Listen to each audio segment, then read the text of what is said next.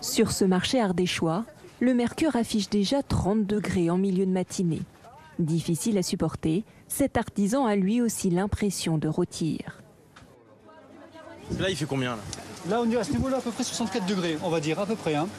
Et là, dehors, il doit faire 30-35, je pense. Hein.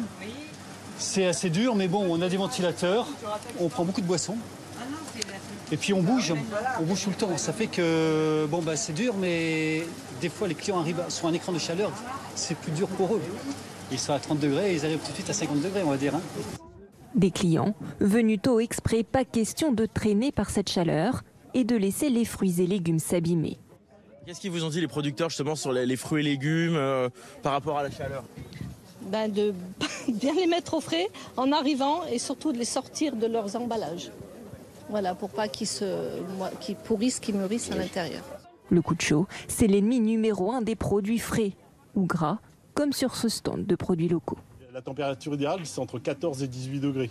Donc dès qu'on dépasse les 18 degrés, le saucisson va commencer à transpirer et après quand il transpire, il ne revient pas en arrière. Et après c'est pâteux dans la bouche et c'est pas terrible. Et dès que je vois qu'il fait vraiment trop chaud, et ben même si je perds 1h30 de travail, je remballe, je remets tout dans mon camion frigo et on rentre à la maison et on met tout au frais quoi.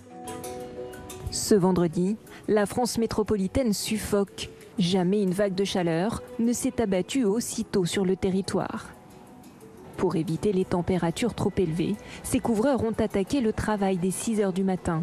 Il n'est pas midi et pourtant il fait déjà 37 degrés sur ce toit, à 17 mètres au-dessus du sol. Et bon, on essaye de prendre des pauses assez régulièrement, toutes les 2 heures, environ une bonne demi-heure, parce que avec la chaleur qu'on a en ce moment, c'est agréable de prendre une pause quand même. Juste, vous voyez bien, le chalumeau il monte jusqu'à 600 degrés, ça chauffe assez, ouais. Le patron a prévu des pauses à l'ombre et des bouteilles d'eau fraîche pour tout le monde.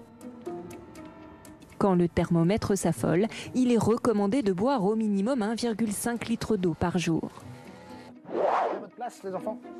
Dans cette école, la leçon porte justement sur les mesures de quantité. Si vous me sortiez maintenant votre gourde, justement. Et si on n'en a pas, on n'en a pas, mais si on en a une, est-ce qu'on peut trouver dessus une mesure de capacité? Peut-être que c'est écrit en dessous, on va essayer de ne pas renverser pour pas faire de dommages. Eric, 500 millilitres. Boire de l'eau régulièrement, ces écoliers l'ont bien intégré.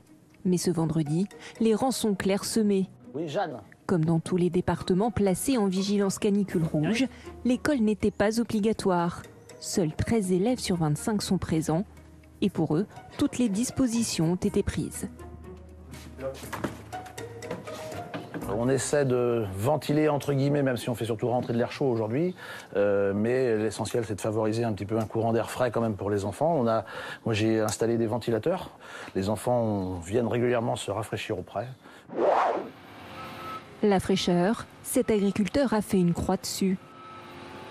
En plein soleil, lui moissonne déjà avec une quinzaine de jours d'avance.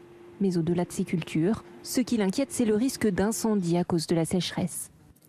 On a du matériel donc qui bouge dans de la paille et la moindre étincelle, le moindre court-circuit peut faire que ça peut vite s'embraser. On a des extincteurs sur la machine et on a même d'ailleurs cette année, aujourd'hui, on a redoublé en fait le nombre d'extincteurs qui en fait nous permet de bloquer au départ un démarrage d'incendie et tout de suite d'éviter la propagation. La sécheresse, un fléau qui à plus de 600 km de là touche aussi les cours d'eau. Eux ont choisi le canoë pour se rafraîchir, mais à la mi-juin, l'Ardèche a rarement été aussi basse. Ces sportifs d'un jour l'ont appris à leurs dépens. On touche, on doit sortir, on part en arrière, tout va bien, c'est nickel. Alors, gros problème de niveau d'eau, donc on reste bien croché sur les rochers. On s'est échoué 1 ou 2 fois, il faut sortir du bateau, pousser, ramer, et puis ça va bien, on s'en sort. D'autres qui s'en sortent bien, ce sont ces festivaliers. Dans la foule, des centaines de casquettes et autres chapeaux prêts à braver la fournaise. Ici, les organisateurs ont pensé à tout avec des brumisateurs disposés un peu partout. Et cette grande arche à eau de 15 mètres de hauteur. On prend l'eau, comme on peut, on se rafraîchit comme on peut. Il y a des zones ombragées ici, il y a des brumisateurs, bref, voilà, on fait pour le mieux. Je pense que ça baisse de 15 degrés d'un coup, hein, donc c'est vraiment pratique. Hein. C'est vrai ? Allez, j'essaye. Moi aussi. Hop là. Et voilà. De quoi rendre jaloux tous ceux qui n'iront pas au Hellfest ce week-end, car l'épisode caniculaire ne prendra que progressivement fin à partir de dimanche après-midi.